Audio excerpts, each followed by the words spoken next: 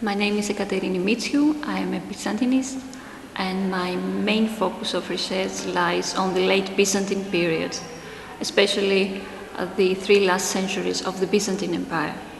For many years, I have worked on a project of the Austrian Academy of Sciences on the new edition of the so-called Patriarchal Register of Constantinople.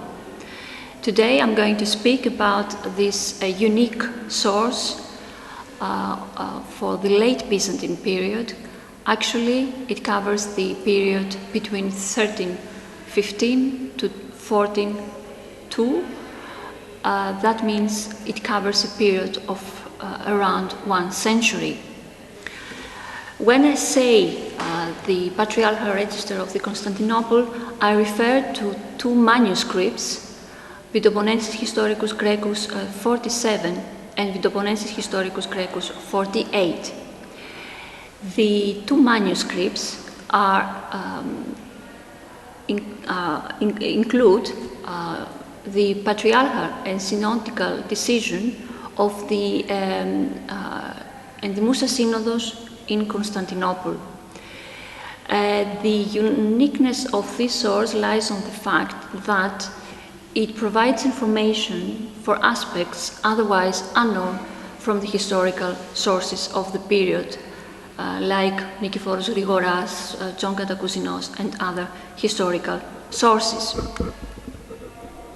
As I have mentioned already, the Patriarchal Register, or Ieron Kodikion, is actually the 2 manuscripts. The 2 manuscripts include more than 800 documents of the period 1315 to 1402. We know that both manuscripts were bought in Constantinople by Oger Ghislain de Puspec in a diplomatic mission in Constantinople. The important information that Oger Ghislain de Puspec offers is that during his presence in Constantinople, he bought around 240 manuscripts, which he wanted to bring back to Vienna via Venice. These manuscripts became later the main corpus of the Austrian National Library. Among these 240 manuscripts were also the 2 already mentioned codices with the synodical decisions. At first, I would like to present some paleographical elements related to these codices in order to give also a picture of them and to make them a little bit more understandable. They were written in Western paper. They are really small in size, not exceptionally big. The first manuscript includes 308 folios, the second one 222. The Vitoponensis Historicus Graecus 47 includes the documents of the period 1315 to 1372. The second volume includes the documents of the period 1379 to 1402. The beginning of the first manuscript is actually missing, but we know the contents of the first documents included due to another manuscript by Ioannis Hortasmenos. Ioannis Hortasmenos was very interested on the synodical decisions, and he made his own copy. So the missing documents from the original register we can read from the copy by Hortasmenos. There is also another gap in the documents between 1372 and 1379. We don't know why this gap is there, but it is important to mention that the documents are not put in a chronological order. We have very often the phenomenon that a later document was copied on a place where there was enough space to write it down, even if it doesn't belong there chronologically. The two codices were not written by one hand, as we can understand. Many scribes were actually involved in this documentation of the decisions made by the Patriarch and the Synod. We know the names of George Galisiotis from the beginning of the 14th century, John Olovolos from 1369 to 1399, and also John Hortasmenos, who I have mentioned before, in the period 1391 until the end of the 14th century. He was active in the registration of the patriarchal and synodical decision. The documents included in these two codices are not always original. That means we don't have the original documents always. We have some of the original documents, but mostly we have copies of the original decisions. And what is explicitly important is that we have also some autograph documents. That means autograph parts and documents, especially signatures, but also small texts which I'm going to present a little bit later. The condition of both manuscripts is not very well. In some cases, we detect folios which are missing. Some of them were simply cut during the Byzantine period, and some other problems have been caused by the humidity and other causes. They have to do with the preservation of the two codices. One important aspect is that we see deliberate personal deletion of documents whenever they believe that this document was not anymore actual. And we have, for example, the case of the protopapas of the imperial clergy, Konstantinos Kavasilas. He had a great problem with the synod at the patriarchate. He was deposed, and the decision about the decisions and the various documents related to his case were actually deleted. They were deleted in a way, in the way by creating a kind of X and simply signalized that these decisions were not anymore actual. The case of Konstantinos Kavasilas is one of those which demonstrate that the decisions were not stayed, they did not remain unchanged. They could change in a later period.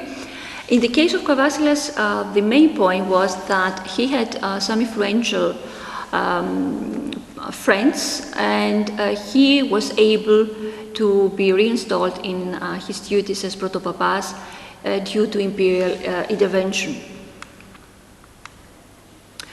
The documents have been published first by Franz Miklosic and Joseph Müller at the end of the 19th century.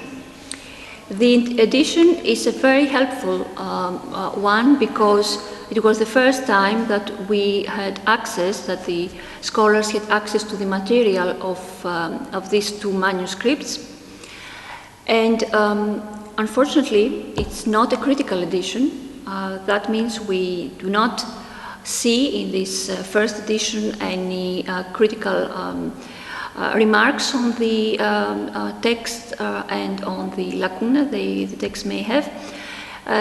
But of course it was a great progress towards an edition and a better understanding of this unique source.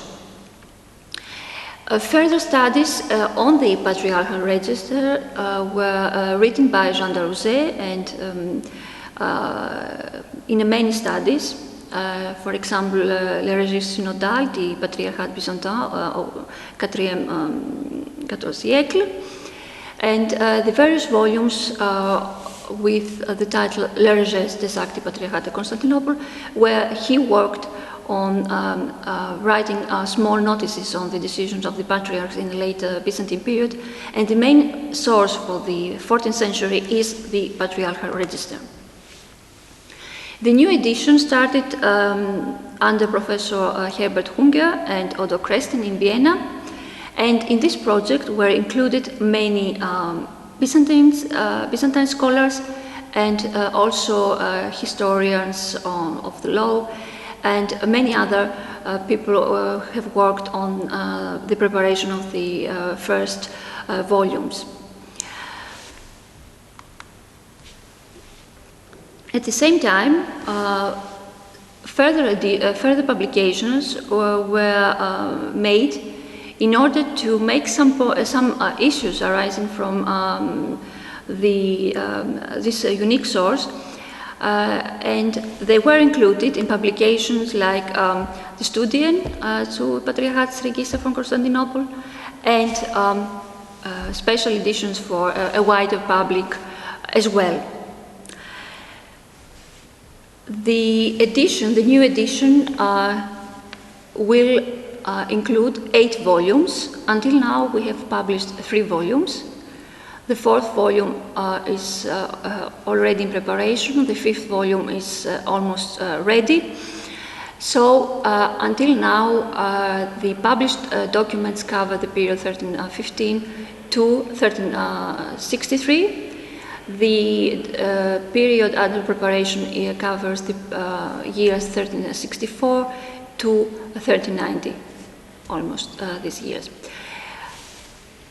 As I have said before, the project will end after the 8th volume.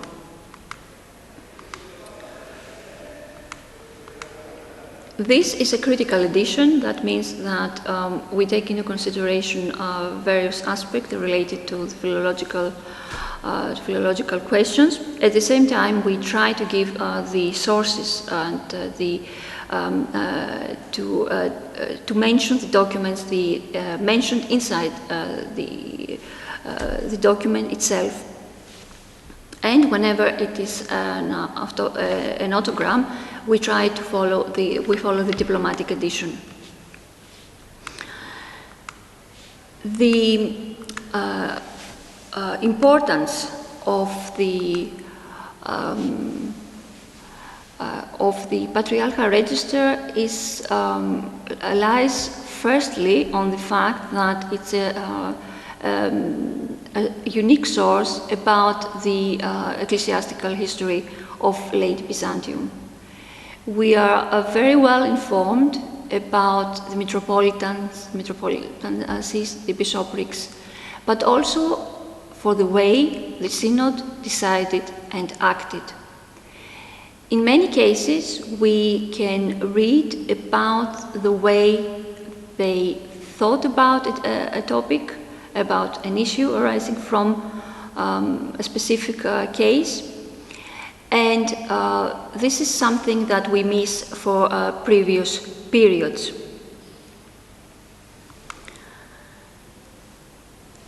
Herbert Hunger has mentioned that the Patriarchal Register is a mirror of the Byzantine society.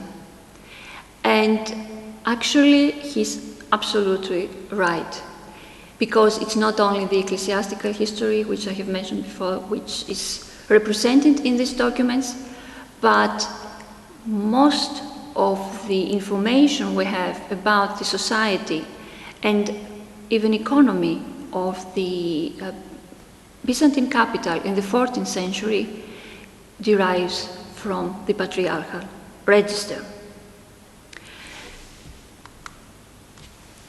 But first of all, I would like to say that the documents included in this source give us an impression of the ecumenicity of the Patriarchate during the late Byzantine period.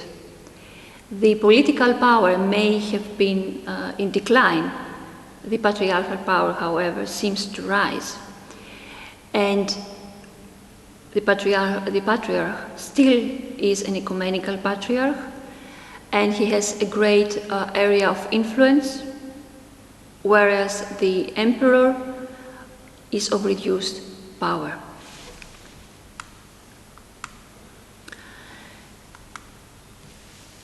The structure of the late Byzantine church, as I have mentioned before, is being represented in these documents. The emperor, in order to elect a new patriarch, had to make a proposal of 3 names. Then a synod was gathered in order to elect the new patriarch. One of the main institutions of the Byzantine Church in late Byzantine period is the Synodos Endymusa. That means that it was a synod from all metropolitans and archbishops of autocephalous churches permanent present in Constantinople under the presidency of the patriarch.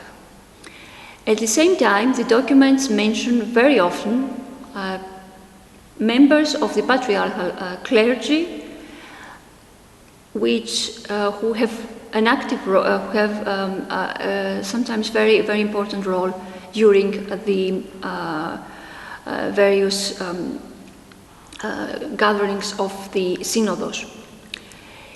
The most important person of the patriarchal of the great church of Constantinople was the Megas Chartophylakas. Megas Chartophylakas was the person responsible for the patriarchal chancellery. That means he was also responsible for this patriarchal register. The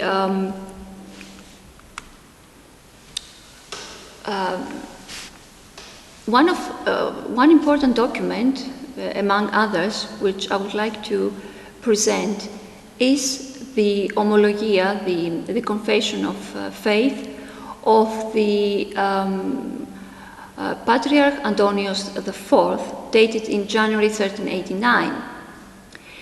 The document starts with a signature by the Patriarch, written by his own hand, and then the text follows. It is the Nicene Creed of Faith, and with various additions after the Nicene Creed. The interesting part is that the signature of the future patriarch, he was still an hypopsiphios, is written with a hand, an uncertain hand, and it's quite interesting for all these scholars writing about the literacy of the patriarchs in the 14th century. Antonios, a priest monk, as I have already said, writes with an uncertain hand. But there were many patriarchs in the 14th century who were actually well educated and have produced many important theological works during their life. For example, we have Philotheos Kokkinos, Kallistos, and some decades before, John Glikis. A great number of documents is dealing with internal issues, if I may call them that.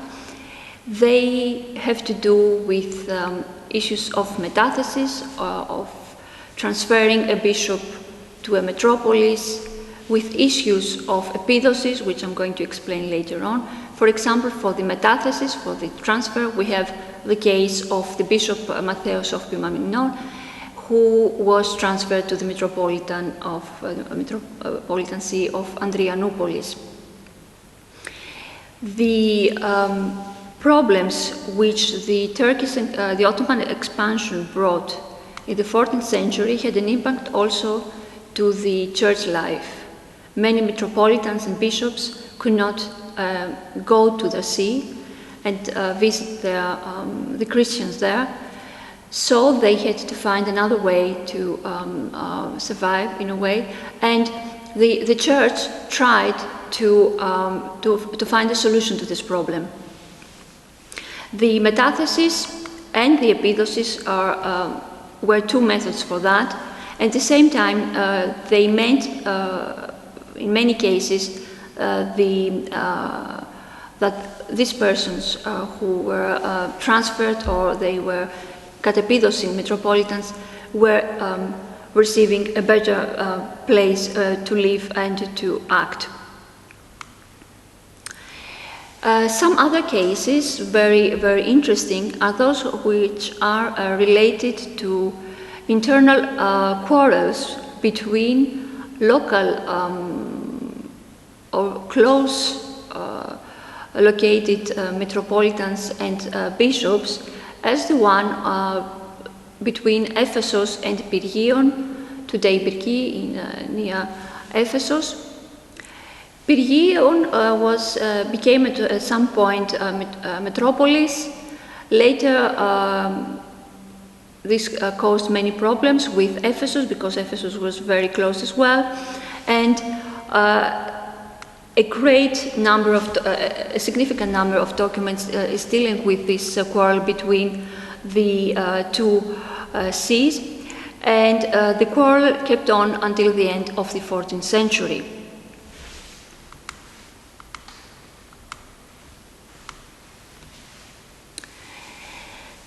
One other issue which is prominent in the documents is the history of the Church of Russia. The problems the Patriarchate had in order to understand the situation far away from Constantinople, in order to take the right decision. Very significant is, for example, the case of Metropolitan Pimin of Kiev, the problems which his election arose, and then the decision to make Kyprianos Metropolitan of Kiev and entire Russia. The case of Pimin and Kyprianos was a case which caused great difficulties for the Patriarchate, because it demonstrated that some of the decisions taken were influenced by political reasons, and whenever the political situation changed, also the Patriarchate tried to adapt to the new situation. Of course, there was always the problem of the great distance between Constantinople and Russia as well, and sometimes the contradictory information which came to the capital. For all scholars interested on the patriarchal authority, but at the same time on the imperial authority, the register is as well a very important source. As I have mentioned before, the power of the emperor, the political, economical, and so on power has declined. As the financial situation of the state declined, the emperors turned to the patriarchs for help. In November 1367, John Paleologos asked the Patriarch for help in order to finance some soldiers in his military effort to gain some territories back from the Ottomans. The reply was not the one the emperor expected. He asked for two villages, Ikonomion and Pasparas, which belonged to the great church, in order to install there some soldiers and in that way to finance them military. The Patriarch and the Synod answered that properties belonging to the church are holy and they cannot be given for lay reasons.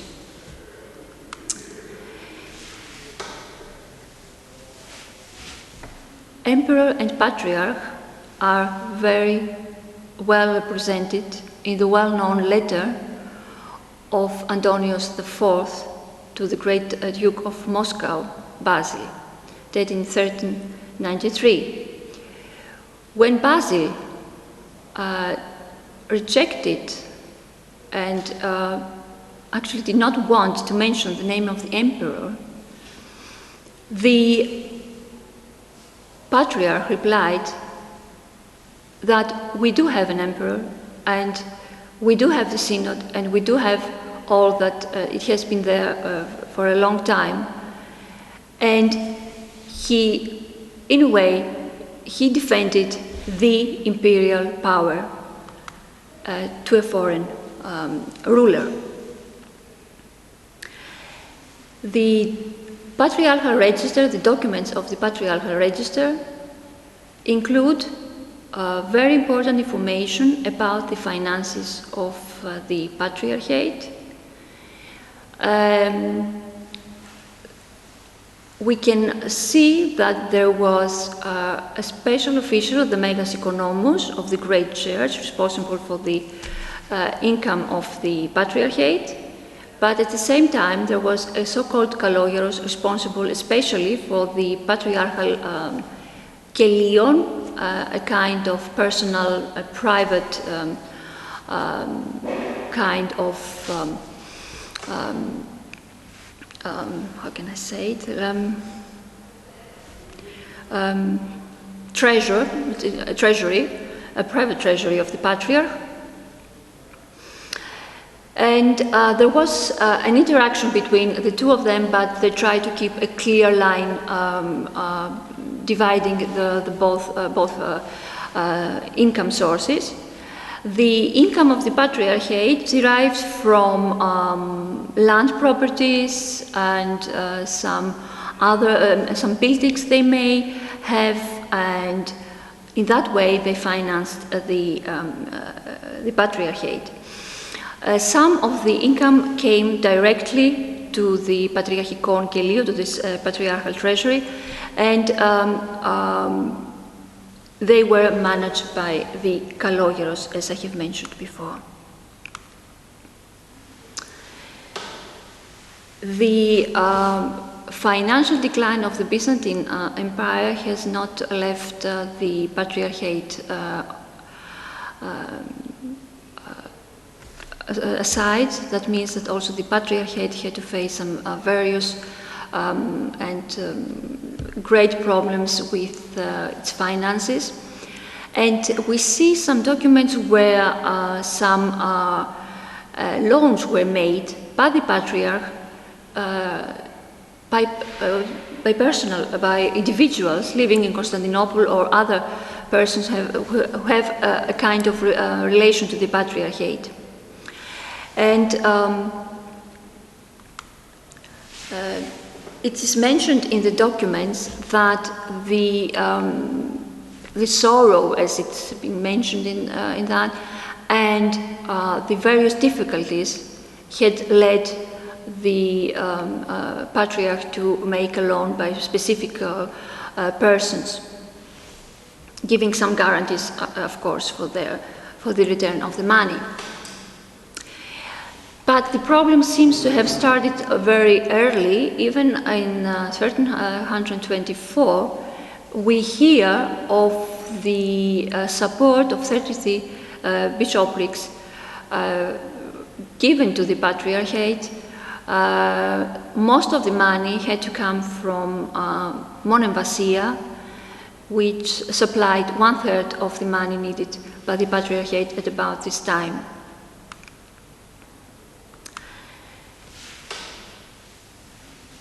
I have mentioned before that a usual method in this period to finance some of the metropolitans was the epidosis, that is, the addition of one or more metropolitan sees, archbishoprics or suffragan bishoprics, with the revenues and administrative rights, temporary or for lifetime.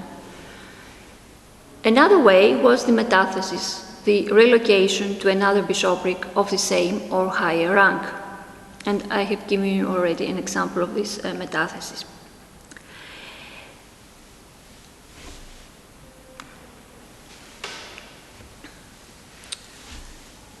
In a document of the Patriarchal Register, dated in the period of Nilos Kerames, 1381, the Patriarch and the Synod relocate the Metropolitan Alexios of Varna in the metropolis of Nicaea and give him the metropolis of Prusa as epidosis. So we have two phenomena appearing in the same document for the same person.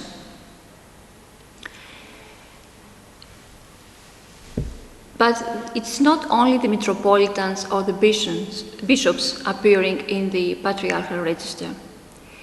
Quite interesting are the cases of priests like Marcos Ierakis, who in 1381 he presented himself in front of the Patriarch and promised that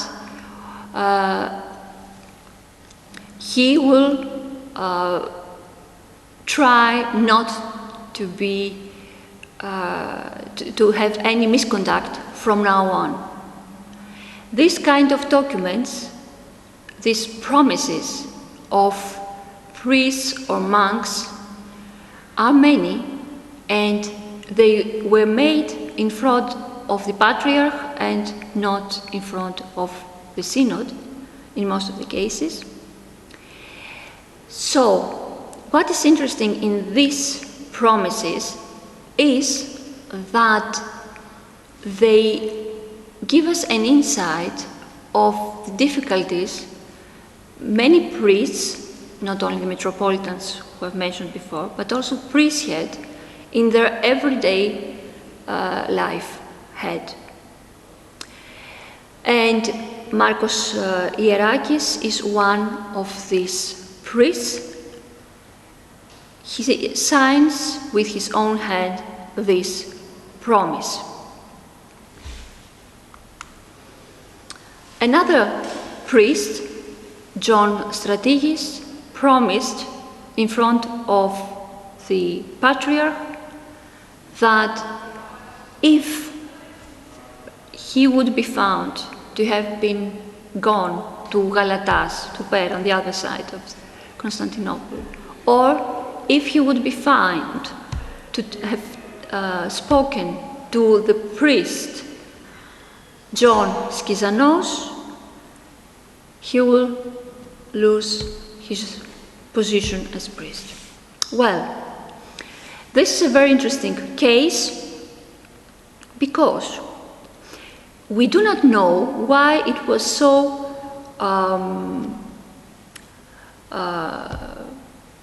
bad to go to Galatas, and why it was rejected by the Patriarch his connection to the priest John Skyzanos.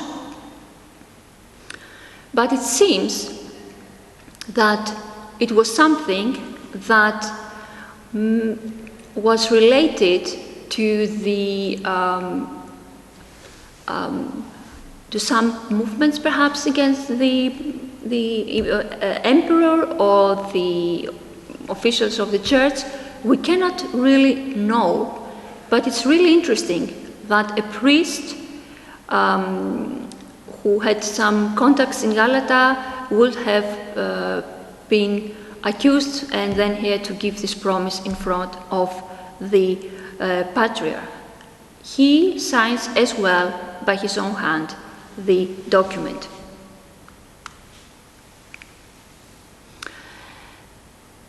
A very, very interesting case is one of Theodosios Foudoulis, who, in front of Nilos Kerametes, the Patriarch, he promises not to be involved anymore to magical practices.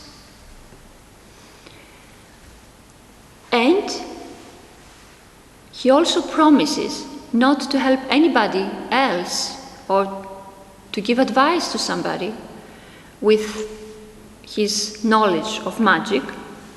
Otherwise, he should be put to death by fire. And this document, it's quite interesting for many reasons. First of all, because it is a document written by Foudoulis. That means he wrote it by his own hand. It is a reflection and a mirror of the personal literacy of a monk in this period. The other, perhaps the most important part for the history of the period is that we have a monk accused on magic, and he gives this promise in front of the Patriarch.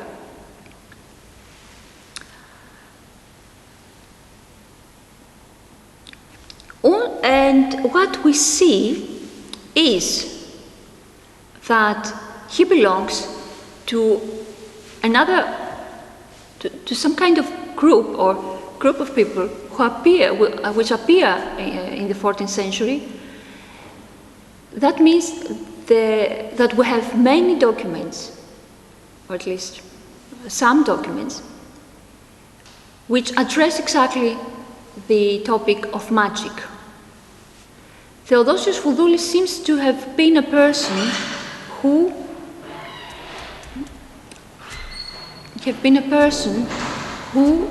was given advice to others, and in order to avoid a punishment, at that time he gave this promise. And the interesting part is that at the end of the document, he writes that if I am to be punished, that should not be the exile or a prison or some corporal punishment, but death, and I should be burned.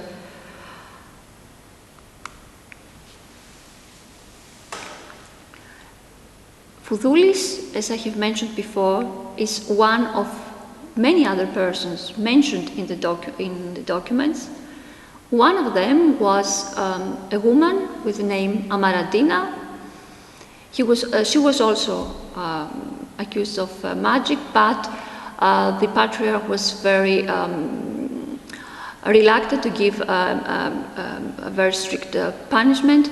Instead, she was obliged to enter a monastery and to repent for her. After she repented for her acts, she went to the monastery, and she was also given an amount of money in order to stay away from magical practices.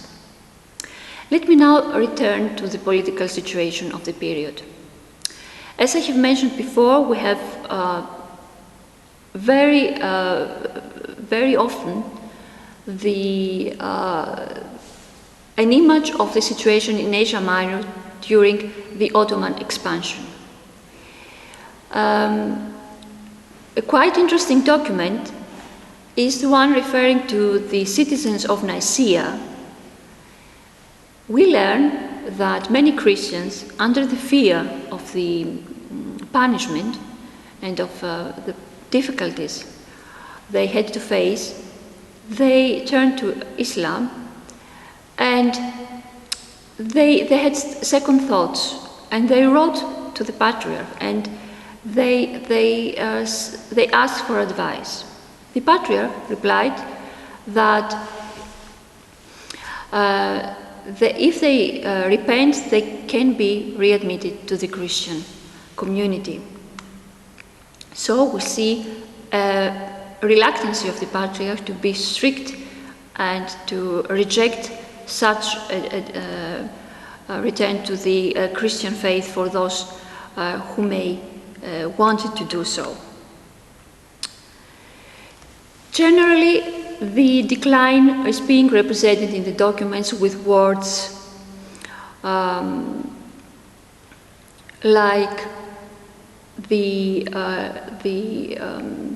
rage of God has put upon us, and the explanation given by Callistos, at least, Patriarch Callistos, was that it was the sins of the Christians of Byzantium which led to this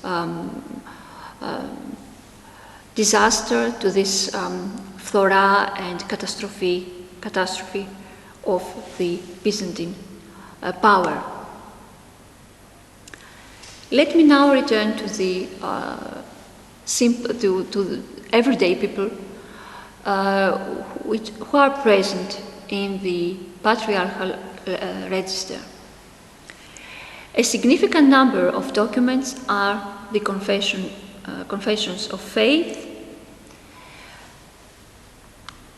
and we have some very interesting examples which demonstrate a mobility of beliefs in this period. We have, for example, the Confession of Faith written by Adonios, who signs this document not in Greek letters, but in Arabic, because he was coming from an Arabic environment or Persian environment, and he became later Christian, Catholic, but then he turned to the Orthodoxy, and he had given this confession of faith, and he signed the confession of faith with his own hand. What the notary of the Patriarchate did was to offer a translation in Greek in order to be clear who had signed the document and what exactly the signature meant. Many individuals coming from a Latin environment are turning to Orthodoxy, and they give their confession of faith, which was included in the patriarchal register. Their number augments as we reach the end of the 14th century. Among the persons given a professio fidei were also women. It was not exclusively confessions by men, but also by women, like the Zoe. From a short notice, we know that she came from Evripos in Evia, and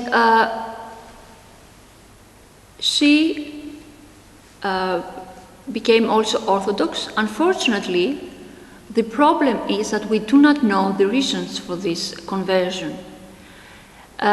In some cases, we can assume why. Probably they wanted to marry an Orthodox man or something in this direction.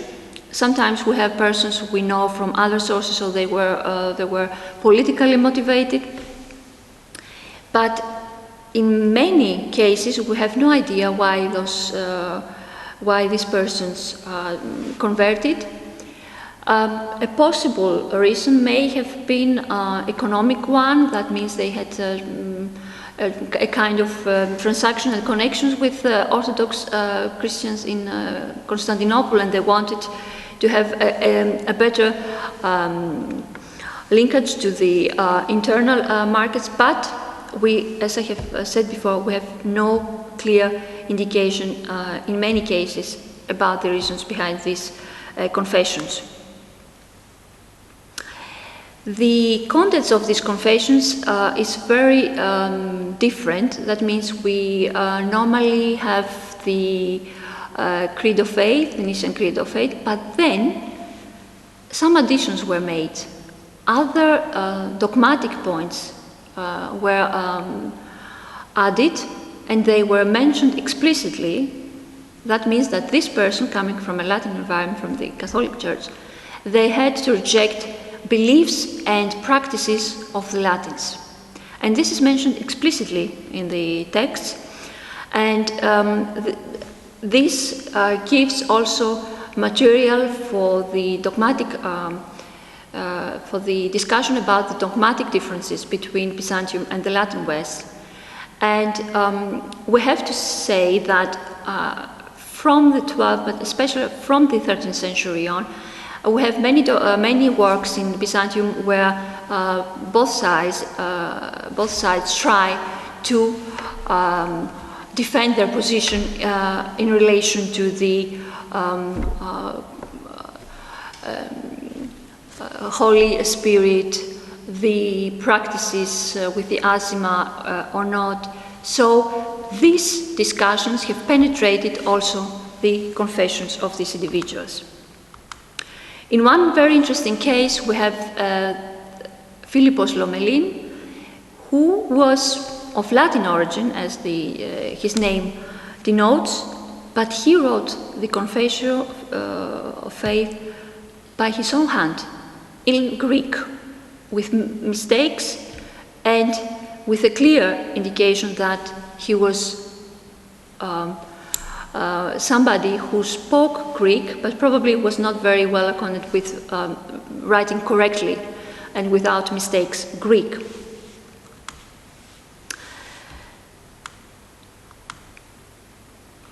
The cases are many, and I would like also to mention Nikolaos Voulgaris, who became Muslim,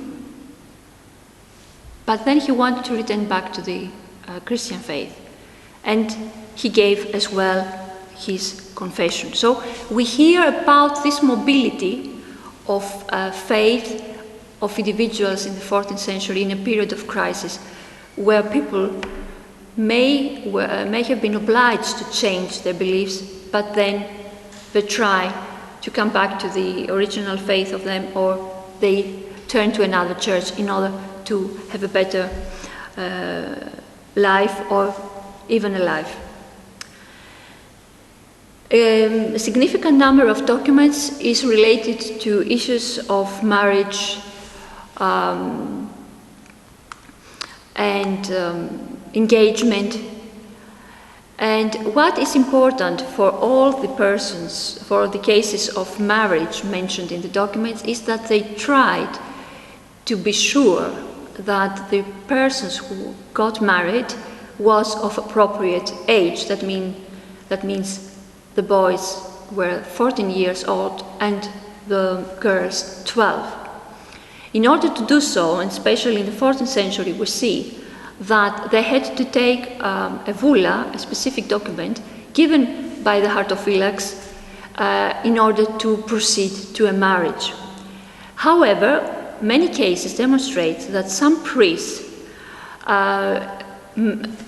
married persons who were underage, and when this came to the knowledge of the Patriarch and the Synod, the priests had to face the penalties given them by the Synod.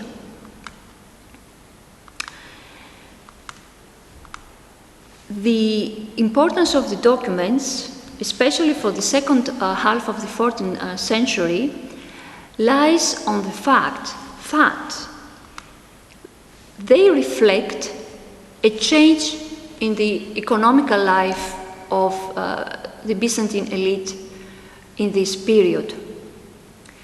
While the Byzantine aristocratic families relied very heavily until the middle of the 14th century on land properties. In the second half of the 14th century, we detect a transfer of their interests to the sea.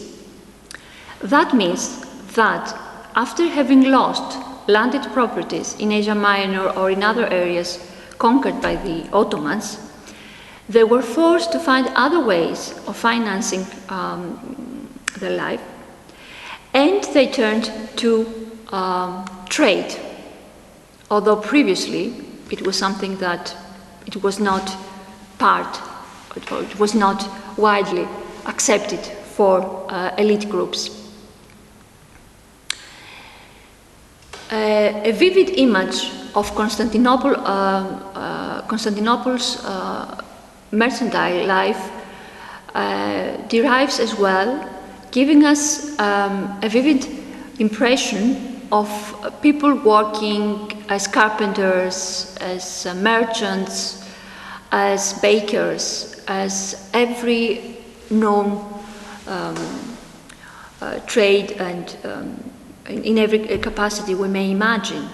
And this is quite interesting because it helps us locate focuses and major areas of activity in the Byzantine capital, even in a period where everything seems to decline. Let me now turn to one point I would like to mention: monasteries, and especially monasteries in Constantinople. The two manuscripts of the Patriarchal Register is a unique source and also for the history of monasticism in Constantinople in the period of the 14th century. Monasteries are mentioned which otherwise are unknown. They are only mentioned in this source, and in some cases we hear and learn many, we have many information about the history of the monasteries as it is depicted in, by the documents. One very interesting story is the one which is related to the monastery of Maroulis, an otherwise unknown monastery. That means we rely upon our document in the Patriarchal Register in order to reconstruct its history. The document is dated in 1341 and it explains the history of this monastery. And it's quite an interesting story because we hear that at first its founder, Phocas Maroulis, founded this monastery. It was close to the region of Romanos, in the western part of the city. It was a female monastery originally. Later on, his son, and after his death, his son, John Synadinos, turned this female monastery into a male monastery. The nuns were replaced by monks. However, the case came in front of the synod, and the question was whether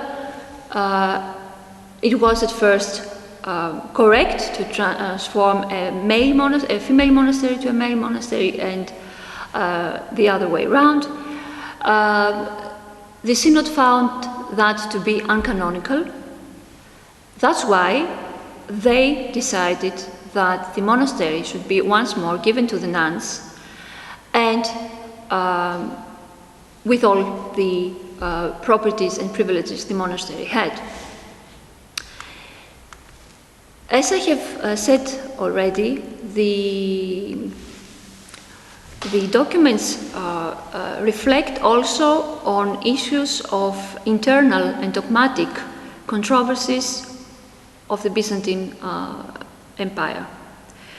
The major theological controversy was the hesychastic movement in the 14th century. How it is reflected? In many ways, including decision condemning the opponents of Palamas, but also through mentioning people who were supporters of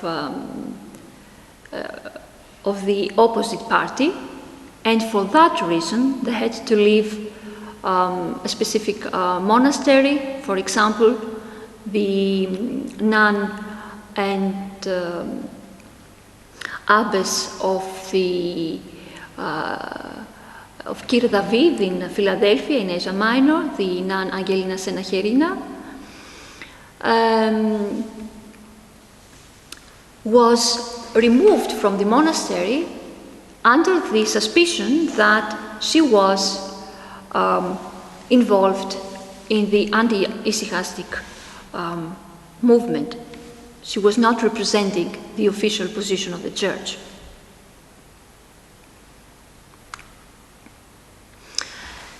There are also some very interesting stories reflecting relationships between monks and nuns, and the way the synod reacts to these relationships is quite interesting.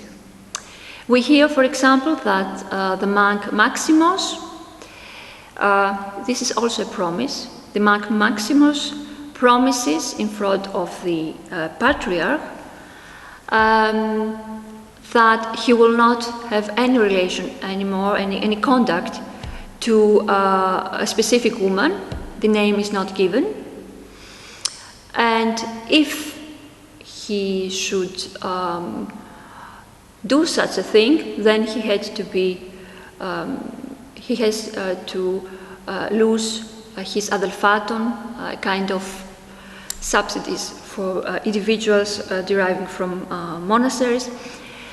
And this was another promise which, however, demonstrates that there were contacts between monks and women or nuns, and the synod and the patriarch were very much eager to regulate the moral life of monks and priests as well.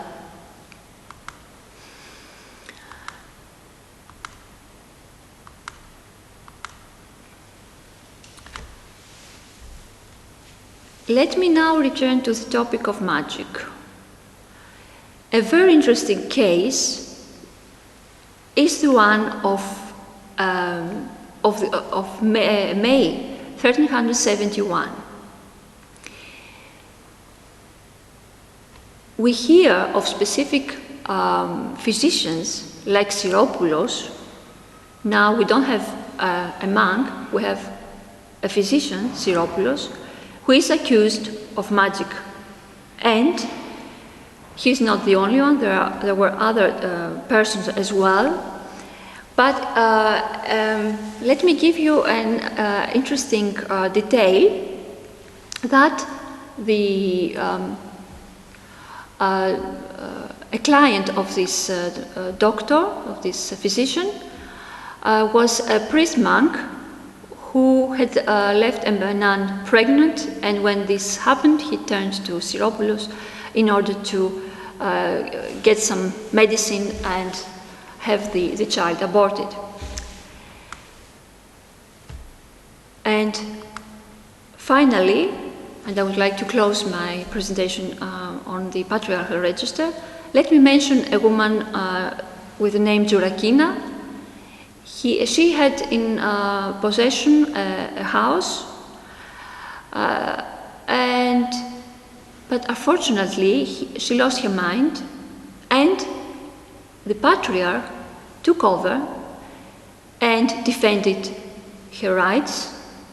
He sold her home and sent the poor Jurakina to a monastery, to a female monastery, where she could live for the rest of her life, and where she could be taken care of. From the few examples I was able to present here today, I think I made clear how important this source is, not only for the legal practice related to everyday issues of the Church of Constantinople and personal quarrels or quarrels between individuals about land properties and so on, but also for issues related to the cultural history of Byzantium in late period and everyday life in the 14th century.